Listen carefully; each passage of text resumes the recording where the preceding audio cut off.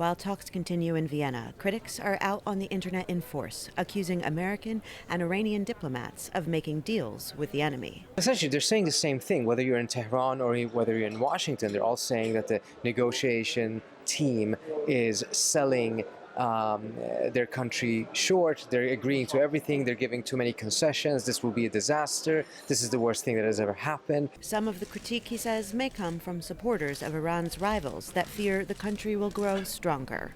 But analysts say some hardliners are also subscribing to an out-of-date view of international relations, says Jan Saint-Pierre, who heads Berlin-based security firm Mossack in a Skype interview.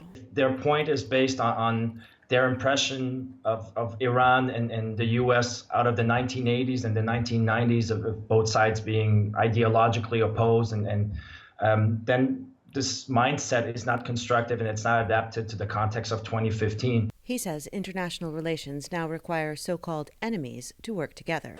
For example, the United States and Iran are on the same side fighting the Islamic State in Iraq, while they remain on opposing sides in Syria and Yemen. Parsi says the issue of international inspections of Iran's nuclear sites will be a carefully laid out process rather than the unfettered access some politicians want.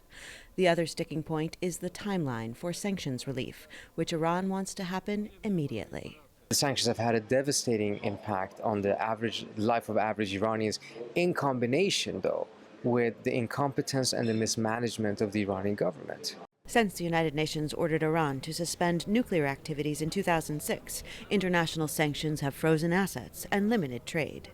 Parsi says the real work to convince critics the deal will make everyone safer will not begin until one is made. It's easy to get lost in the weeds. I mean, these negotiations have been going on for some time. Most of the questions and issues we're dealing with is technical issues from within the negotiations. He says most international relations change dramatically after a nation is defeated militarily.